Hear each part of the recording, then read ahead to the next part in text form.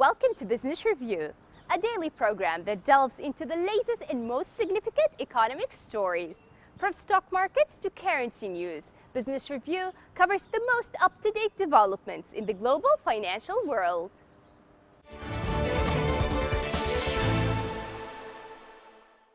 As the indicators that measure Argentina's stuttering economy contract and decline, one figure in particular is impacting an entire generation: unemployed adults. Marcelo Chavez, a 59-year-old owner of kayak factory, said that in the last 3 years his manufacturing has plummeted. In the past he had 45 workers, now only 16 people are working in his company. Argentina's unemployment rate rose to 9.7% in the third quarter of 2019, almost a percentage point higher than a year earlier. Sergio Anibal Katz was fired 4 months ago from the factory, where he worked for around 11 years, and said that he has been searching for a job but confessed the situation is very hard. Katz, who has more than 10 years of experience, said that he has started to eat more carbohydrates and less meat. Peronist President Alberto Fernandez has promised an end to outgoing leader Mauricio Macri's pro-business policies as inflation rose at above 50%. Poverty has grown and economic growth sputters.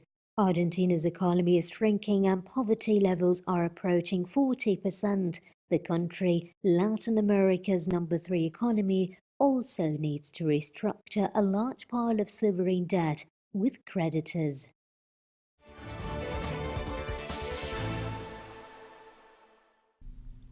China said it firmly opposes the United States' abuse of export control measures to interfere with the normal cooperation between businesses after it was reported that the Trump administration is planning to limit exports of sophisticated technology to adversaries like China. Speaking at a regular news conference in Beijing, Foreign Ministry spokesman Geng Shuang said limiting tech exports will not disrupt China's innovation or development. A document shows the U.S. Commerce Department is putting the finishing touches on 5 rules covering products like quantum computing and 3D printing technologies that were mandated by a 2018 law to keep sensitive technologies out of the hands of rival powers. In a move that should appeal to U.S. firms, the rules will be submitted to international bodies for approval so that it may be implemented overseas, not just by the United States.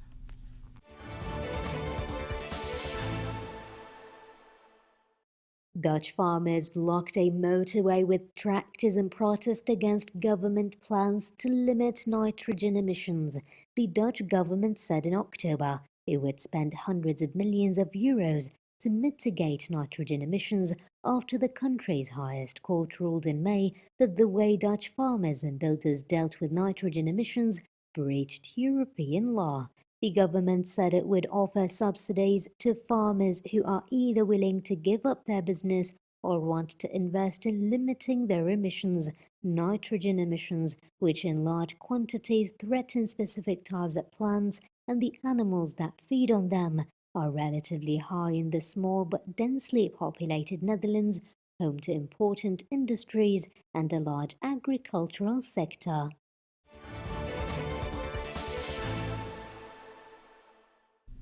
A burnt Christmas tree made from charred logs and other bushfire remnants has been set up in Sydney's central business district in a poignant reminder of the deadly bushfires that have ravaged much of Australia. The installation, made of signed tree limbs, a scorched bicycle, a ruined fire alarm, and other household debris left behind by the life-threatening fires, is surrounded by Christmas presents wrapped in glittery red, silver, and gold papers. Artist James Dive said the artwork was a symbol of the shadow that bushfires have cast over the festive season, as well as the resilience of Australian communities. The installation was created in partnership with the Red Cross and the City of Sydney. As many as 6 people have died in the state of New South Wales, of which Sydney is the capital city, in the current bushfires, with more than 700 homes destroyed and nearly 3 million acres of land burnt. Fire authorities in New South Wales said there were 99 fires still burning, half of which were not contained.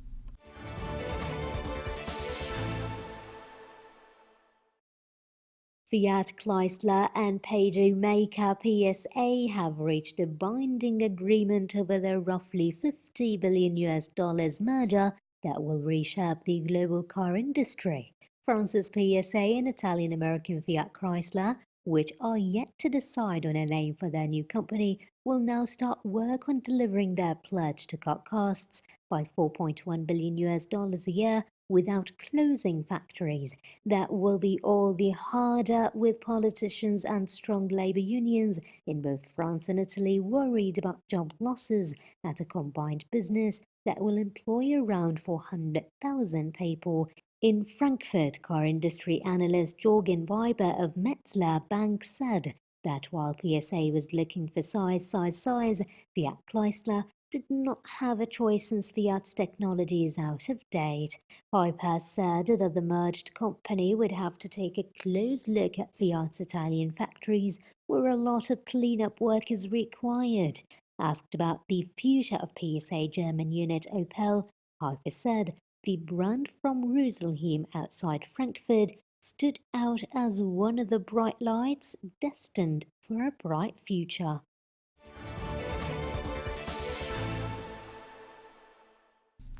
The U.S. House of Representatives approved a $1.4 trillion spending package to avert a partial government shutdown that also would raise the U.S. tobacco purchasing age to 21 and permanently repeal several of the Affordable Care Act's taxes.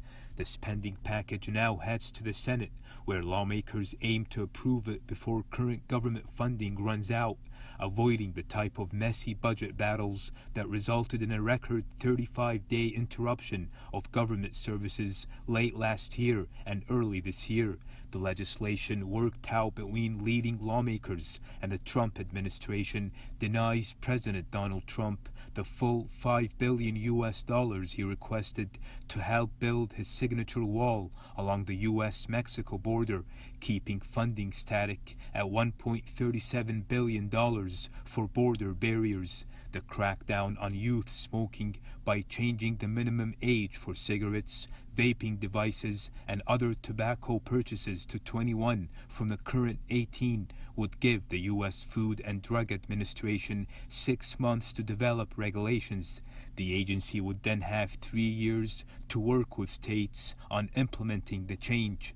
The largest expenditure in the bill is for the Department of Defense, which would get a total of $738 billion for this year, $22 billion more than last year.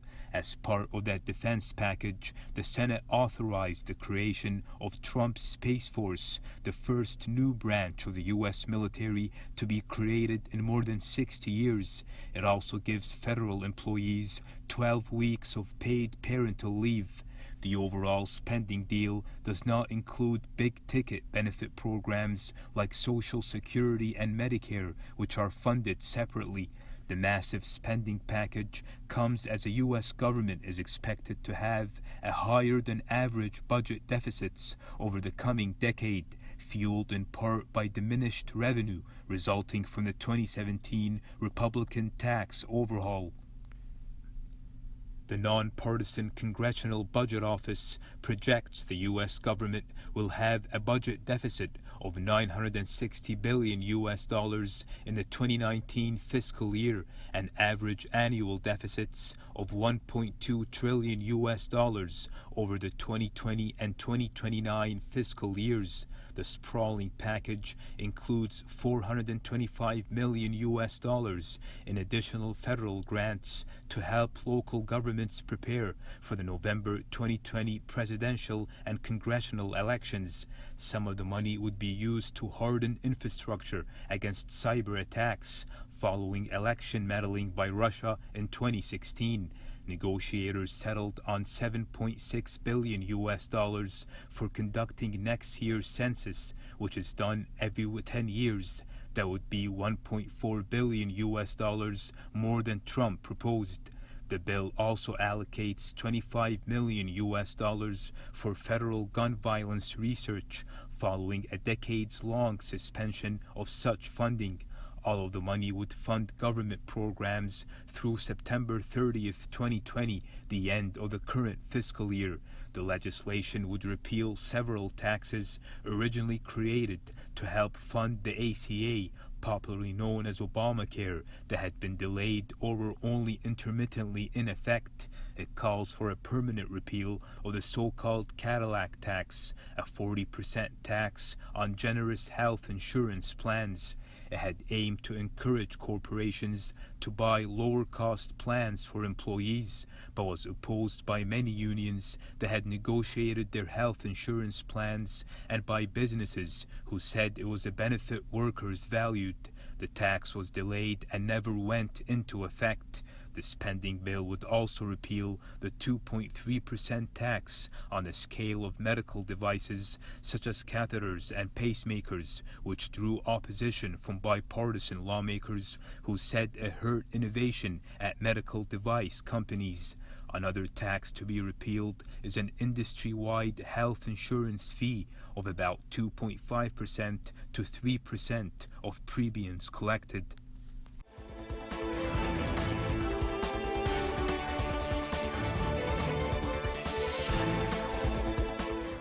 This has been Business Review, your daily source for the most critical stories in the economic world. Tune in next time for the latest financial news impacting the world economy.